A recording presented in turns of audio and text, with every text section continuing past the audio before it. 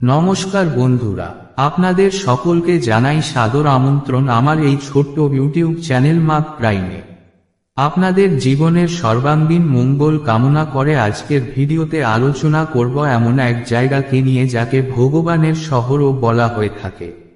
ভগবান মহাদেব ওই শহরটিকে এতই পছন্দ করতেন আর তাই ভগবান মহাদেব বিষ্ণু ভগবানের থেকে ওই শহরটিকে চেয়ে নেন নিজের জন্য। আপনিও হয়তো জানেন আমি কোন শহরের কথা বলছি। আপনাদের কাছে ছোট্ট রিকোয়েস্ট, যদি ভিডিওটি ভালো লাগে তো প্লিজ আমার চ্যানেলটি সাবস্ক্রাইব অবশ্যই করবেন। আমি কথা বলছি ভগবান মহাদেবের শহর কাশী নিয়ে। কাশী হল আধুনিক বারাণসী শহরে অবস্থিত একটি ঐতিহাসিক শহর। এটিকে বিশ্বের প্রাচীনতম শহরগুলির মধ্যে একটি হিসাবে বিবেচনা করা হয়। ভারতের এই বিশ্ববিখ্যাত প্রাচীন শহরটি উত্তর প্রদেশের দক্ষিণ পূর্ব কোণে বরুণাসী নদীর গাঙ্গেয় সঙ্গমস্থলের মধ্যে গঙ্গার বাম উত্তর তীরে অবস্থিত। এই স্থানে গঙ্গা দক্ষিণ থেকে উত্তরে প্রায় 4 মাইল বাঁক নিয়েছে এবং এই বাঁকের উপরে এই শহরের অবস্থান। এই শহরের প্রাচীন নাম বারাণসী জনসাধারণের উচ্চারণে বেনারস হয়ে উঠেছিল, যা উত্তর প্রদেশ সরকার আনুষ্ঠানিকভাবে বারাণসী তে পরিবর্তন করেছে। যার রাজা রাজঋষি রামপোল একজন নাগবংশী ছিলেন। চারাটার্স বিশ্বের প্রাচীনতম ধর্মগ্রন্থ ঋগ্বেদে কাশীর উল্লেখ রয়েছে। কাশীঋত্বে আপিভাকাশীনা সংগ্রহীত পুরাণ অনুসারে এটি প্রথম বৈষ্ণব স্থান। আগে এটি ছিল ভগবান বিষ্ণুর মাধবপুরী। শ্রীহরি যেখানে আনন্দে অশ্রু বর্ষণ করেছিলেন সেখানে বিন্দুশ্রবণের সৃষ্টি হয়েছিল এবং বিন্দুমাধবের নামে ভগবান এখানে স্থাপিত হয়েছিলেন। একটি গল্প আছে যে ভগবান শঙ্কর যখন রেগে গিয়ে ব্রহ্মজির পঞ্চম মাথাটি কেটে ফেলেন তখন তা তার হাতের তালুতে আটকে যায়। 12 বছর ধরে অনেক মন্দির পরিদর্শনের পরেও সেই মাথাটি তাদের থেকে আলাদা হয়নি। কিন্তু কাশীর সীমানায় প্রবেশ করার সঙ্গে সঙ্গে রুক্ষ হট্ট তার অনুধাবন ছেড়ে দেন এবং সেই কপালটিও আলাদা হয়ে যায়। যে স্থানে এই ঘটনা ঘটেছিল তার নাম ছিল কপালমোচন তীর্থ। মহাদেব কাশীকে এত ভালোবাসতেন যে তিনি এই পবিত্র পুরীর কাছে তার চিরন্তন বাসস্থান চেয়েছিলেন। তারপর থেকে কাশী তার বাসস্থান হয়ে ওঠে। হরিবংশ পুরাণ অনুসারে ভারতবংশের রাজা যিনি কাশীতে বসতি স্থাপন করেছিলেন তিনি ছিলেন কাশ। কিছু পণ্ডিতের মতে কাশী একটি প্রাক বৈদিক শহর। শিবের উপাসনার প্রাচীনতম কেন্দ্র হওয়ায় এই ধারণার জন্ম হয়েছে বলে মনে হয়, কারণ শিবোপাসনাকে সাধারণভাবে প্রাক বৈদিক সময় বলে মনে করা হয়। যাই হোক, কাশী জনপদ অধিবাসীদের প্রথম উল্লেখ পাওয়া যায় অথর্ববেদ এর পাপ্পলাদ সংহিতায়। শুক্লযজুর্বেদের শতপথ ব্রাহ্মণ এ ক্ষত্রানিকা সত্রজিতের কাছে পরাজিত কাশীরাজ ধৃতরাষ্ট্রের উল্লেখ রয়েছে। বৃহদারণ্যকোপনিষদে কাশীরাজ অজাতশত্রুর উল্লেখ রয়েছে। কৌশিতকী উপনিষদ এবং বৌধায়ন সূত্রে কাশী ও বিদেহের উল্লেখ রয়েছে এবং গোপথ ব্রাহ্মণ গ্রন্থে কাশী ও কোশলের উল্লেখ রয়েছে। একইভাবে কাশী, কোশল এবং বিদেহের সাধারণ পুরোহিত জলজাতুকর্ণের নাম সাংখ্য সূত্রে পাওয়া যায়। কাশী জেলার প্রাচীনত্ব এবং এর অবস্থা উপরোক্ত উল্লেখগুলি থেকে স্পষ্ট। বাল্মীকি রামায়ণে কাশী ও কোশল জনপদের অধিবাসীদের একত্রে উল্লেখ করা হয়েছে সুগ্রীব পূর্ব দিকে বোনারদের পাঠানোর প্রসঙ্গে। মহাভারতে কাশী জনপদ সম্পর্কে অনেক উল্লেখ রয়েছে এবং ভীষ্মের কাশীরাজের কন্যাদের অপহরণের কাহিনী সুপরিচিত। আদি পূর্ব 102 অধ্যায়। মহাভারতের যুদ্ধে কাশীরাজ পাণ্ডবদের সমর্থন করেছিলেন। বৌদ্ধ যুগে গৌতম বুদ্ধের জন্মের আগে এবং তার সময়ে কাশী প্রচুর খ্যাতি অর্জন করেছিল। অঙ্গুত্তরনিকায়ে কাশীকে ভারতের 16টি মহাজনপদের মধ্যে গণ্য করা হয়। জাতক কাহিনীতে কাশী জনপদকে বহুবার উল্লেখ করা হয়েছে, যা দেখায় যে কাশী সেই সময়ে শিক্ষা ও বাণিজ্য উভয়েরই কেন্দ্র ছিল। আকটিযাত্রে বোধিসত্ত্বের 16 বছর বয়সে শিক্ষা গ্রহণের জন্য সেখানে যাওয়ার কথা উল্লেখ করা হয়েছে। খান্ডালজটকে কাশীর সুন্দর ও মূল্যবান রেশম পোশাকের বিবরণ রয়েছে। এখানে ভীমসেনযাত্রে সেরা সুগন্ধি পদার্থেরও উল্লেখ রয়েছে। জাতক কাহিনী থেকে এটা স্পষ্ট যে প্রাক বৌদ্ধ যুগে ব্রহ্মদত্তের রাজ্য কাশী দেশে দীর্ঘ সময় ধরে শাসন করেছিল। এই গল্পগুলি থেকে এটাও স্পষ্ট যে কাশী শহরের নাম ছাড়াও একটি দেশ বা জেলার নামও ছিল। তার দ্বিতীয় শহর ছিল বারাণসী।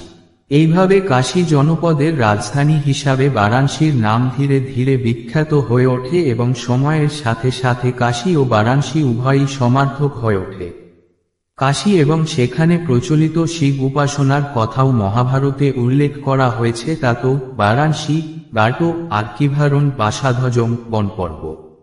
বলা হয় যে বারাণসী নামটি বরুণ ও অসি নদীর তীরে এই শহরের অবস্থান থেকে উদ্ভূত হয়েছে। কিথের মতে অথর্ববেদের এই মন্ত্র ভারী ভারজাতাই বরুণবোত্তমধিতে বরুণ নদীর উল্লেখ রয়েছে। তন্ত্রামৃত সিক্ত তেনতে ভারায় বিষম বারাণসীর যুগজয়জাতক ব্রহ্মধ্বন উব্রমবর্ধন সুরুন্দন সুদর্শন উসুদর্শন উপাভবতী উপুষ্পবতী এবং রম্য উর্ম এবং শঙ্খজাতকে মালিনী ইত্যাদির মতো নাম রয়েছে। পাওয়া গেছে লোস্কাজাতকা বারাণসীর চারপাশের পরীক্ষা বা পরীক্ষার বর্ণনা দেয়। গৌতম বুদ্ধের সময়ে কাশী কোশল জেলার একটি অংশ ছিল। মগধরাজ বিম্বিসারের সঙ্গে কোশলের রাজকন্যার বিয়ের সময় কাশীকে যৌতুক দেওয়া হতো। বারাণসীর সানিকত সারনাথে বুদ্ধ তার প্রথম ধর্মোপদেশ দিয়েছিলেন, যা সেই সময়ের ধর্মীয় ও সাংস্কৃতিক তাৎপর্যকে তুলে ধরে। বিম্বিসারের পুত্র অজাতশত্রু কাশীকে মগধ রাজ্যের অবিচ্ছেদ্য অংশ করে তোলেন এবং পরবর্তীকালে মগধের উচ্ছ্বাসের সময়ও তা বজায় ছিল। বৌদ্ধ ধর্মের পতন এবং হিন্দু ধর্মের নবজাগরণের সময় কাশী সংস্কৃত ভাষা এবং হিন্দু সংস্কৃতির কেন্দ্র হিসাবে গুরুত্ব বৃদ্ধি পেতে থাকে, যা সেই সময়ে লিখিত বা পুনরায় সম্পাদিত পুরাণগুলি থেকে প্রমাণিত হয়। স্কন্দপুরে কাশীর মাহাত্ম্য নিয়ে স্বাধীনভাবে কাশীখণ্ড নামে একটি অধ্যায় লেখা হয়েছে। পুরাণে কাশীকে মুখ্যদায়িনী পুরীর মধ্যে স্থান দেওয়া হয়েছে। চীনা ভ্রমণকারী ফাহিয়ান ৪র্থ শতাব্দী এবং ইউয়ানচুয়াং তাদের সফরকালে কাশীতে এসেছিলেন। ৭ম শতাব্দীর প্রথমার্ধে ইউয়ানচেং এখানে প্রায় ৩০টি বৌদ্ধ বিহার এবং ১০০টি হিন্দু মন্দির পরিদর্শন করেন। ৯ম শতাব্দীতে এডি জগদ্গুরু শঙ্করাচার্য তার শিক্ষার মাধ্যমে কাশীকে ভারতীয় সংস্কৃতি এবং নবাগত আর্য ধর্মের সবচেয়ে গুরুত্বপূর্ণ কেন্দ্রে পরিণত করেছিলেন। কাশীর এই সাংস্কৃতিক ঐতিহ্য আজও নিরবচ্ছিন্নভাবে অব্যাহত রয়েছে। ভারতীয় ইতিহাসের মধ্যযুগে মুসলিম আগ্রাসনের পর সেই সময়ের অন্যান্য সাংস্কৃতিক কেন্দ্রগুলির মতো কাশীকেও দুর্ভাগ্যের সম্মুখীন হতে হয়েছিল। ১১৯৩ খ্রিস্টাব্দে মোহাম্মদ ঘোরি কনৌজ জয় করেন এবং কাশী অঞ্চল, যা তখন কনৌজের রাঠোর রাজাদের নিয়ন্ত্রণে ছিল, তা মুসলমানদের নিয়ন্ত্রণে নিয়ে আসেন। দিল্লির সুলতানদের রাজত্বকালে ভারতের প্রাচীন সাংস্কৃতিক ঐতিহ্য কাশীতেই আশ্রয় পেয়েছিল। কবির ও রামানন্দের ধর্ম সম্পর্কে অনুপ্রেরণামূলক ধারণা এবং জন মানসিকতা তাকে বাঁচিয়ে রাখতে অনেক সাহায্য করেছিল। হিন্দু ধর্মের প্রাচীন ঐতিহ্যের প্রতি মুঘল সম্রাট আকবরের উদারতা ও স্নেহের দ্বারা অনুপ্রাণিত হয়ে ভারতীয় সংস্কৃতির প্রবাহ, যা মধ্যবর্তী সময়ে কিছুটা হ্রাস পেয়েছিল, পুনরুজ্জীবিত হয়েছিল এবং তুলসীদাস, মধুসূদন সরস্বতী এবং পণ্ডিত রাজ জগন্নাথের মতো মহান কবি ও পণ্ডিতদের জন্ম দিয়েছিল এবং কাশী আবার তার প্রাচীন গৌরবের অধিকারী হয়েছিল। কিন্তু ইতিহাসে অনেক উত্থান পতন দেখা এই শহরকে শীঘ্রই ঔরঙ্গজেবের ধর্মান্ধতার শিকার হতে হয়।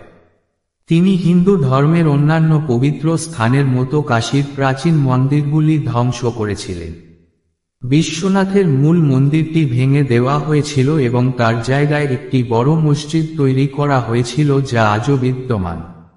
মুঘল সাম্রাজ্যের পতনের পর আওয়াধের নবাব সাফদারজং কাশীর নিয়ন্ত্রণ নেন, কিন্তু তার নাতি তা ইস্ট ইন্ডিয়া কোম্পানিকে দিয়েছিলেন। বর্তমান কাশীনরেশের পূর্বপুরুষ বলবন্ত সিং আওয়াধের নবাবের সাথে তার সম্পর্ককে তালাক দিয়েছিলেন। এভাবে কাশী রাজ্যের জন্ম হয়। চেত সিং, যিনি ওয়ারেন হেস্টিংসকে বিয়ে করেছিলেন, তার পুত্র ছিলেন। স্বাধীনতার পর কাশী দেশীয় রাজ্য ভারতের অবিচ্ছেদ্য অংশে পরিণত হয়। বর্তমানে কাশীতে প্রায় 1500টি মন্দির রয়েছে, যার মধ্যে অনেকগুলিরই ইতিহাসের বিভিন্ন সময়কালের ঐতিহ্য রয়েছে। এর মধ্যে বিশ্বনাথ, সংকটমোচন এবং দুর্গার মন্দিরগুলি সারা ভারতে বিখ্যাত। বিশ্বনাথের মূল মন্দিরের ঐতিহ্য অতীত ইতিহাসের অজানা যুগে ফিরে যায়। বর্তমান মন্দিরটি খুব পুরনো নয়। এর শীর্ষে মহারাজা রঞ্জিত সিং সোনার প্লেট দিয়েছিলেন। সংকটমোচন মন্দিরটি গোস্বামী তুলসীদাস প্রতিষ্ঠা করেছিলেন। মন্দিরটি 17 শতকে মারাঠাদের দ্বারা নির্মিত হয়েছিল। নদীর তীরে অনেক মন্দির রয়েছে। এর মধ্যে সবচেয়ে প্রাচীন হল গহারওয়ালদের দ্বারা নির্মিত রাজঘাটের আদিকেশব মন্দির।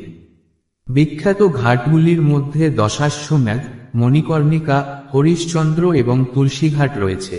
দশাশ্বমেধ ঘাটের উপরই জয়পুরের রাজা দ্বিতীয় জয় সিং দ্বারা নির্মিত মান মন্দির বা মানমন্দির রয়েছে। দশাশ্বমেধ ঘাট 3য় শতাব্দীর ভার্সিক নাগাদের বীরত্বের একটি স্মৃতিস্তম্ভ। যখনই তিনি তার শত্রুদের পরাজিত করতেন, তিনি এখানে তার যজ্ঞের অভিষেকে স্নান করতেন। এরকম 10টি বিজয় যজ্ঞের সঙ্গে যুক্ত কাশীর এই ঘাটটি দশাশ্বমেধ নামে পরিচিত হয়। নতুন মন্দিরগুলির মধ্যে ভারতমাতার মন্দির এবং তুলসীমানসের মন্দির বিখ্যাত। 1916 সালে মহামনা মদন মোহন মালব্য কাশী বিশ্ববিদ্যালয়কে আধুনিক শিক্ষার কেন্দ্র হিসেবে প্রতিষ্ঠা করেন। যাই হোক, এখানে প্রাচীন ঐতিহ্যের শত শত সংস্কৃত বিদ্যালয় রয়েছে, যা সম্পূর্ণানন্দ সংস্কৃত বিশ্ববিদ্যালয়, কাশীর 1958 সালে প্রতিষ্ঠিত অধিভুক্ত। এছাড়াও কাশী বিদ্যাপীঠ 1921 সালে প্রতিষ্ঠিত নামে একটি বিশ্ববিদ্যালয় রয়েছে, যেখানে ব্যবহারিক সমাজবিজ্ঞান শিক্ষার ব্যবস্থাও রয়েছে। এই প্রাচীন শহরটি আজও ভারতের সাংস্কৃতিক রাজধানী হওয়ার গর্ব করে। অন্য কথায়, ভারতের সাংস্কৃতিক ঐক্য গড়ে তোলা ও সংরক্ষণে কাশীর প্রচুর অবদান রয়েছে। ভারতেন্দু এবং নাগরী প্রচারিণী সভার মতো প্রতিষ্ঠানের মতো সাহিত্যিকদের জন্ম দিয়ে কাশী আধুনিক হিন্দি সাহিত্যকে সমৃদ্ধ করেছে। কাশীর গৌরব বিভিন্ন শাস্ত্রে গাওয়া হয়েছে। কাশী শব্দের অর্থ আলোর শহর। যে জায়গা থেকে জ্ঞানের আলো চারদিকে ছড়িয়ে পড়ে, তাকে কাশী বলা হয়। বিশ্বাস করা হয় যে কাশী অঞ্চলে যখন কোনো ব্যক্তির মৃত্যু হয়, তখন আত্মা মোক্ষ লাভ করে। প্রিয় বন্ধুরা, আজকের ভিডিওটি এখানেই শেষ করছি। কালকে আবারও একটি নতুন ভিডিও নিয়ে আপনাদের সামনে উপস্থিত হব। ভিডিওটি ভালো লাগলে আমার চ্যানেলটি সাবস্ক্রাইব অবশ্যই করবেন। যদি পারেন ভিডিওটি বেশি বেশি লাইক ও শেয়ার করবেন। আজকের মতো বিদায় নিচ্ছি। সবাই সুস্থ থাকবেন, সুন্দর থাকবেন।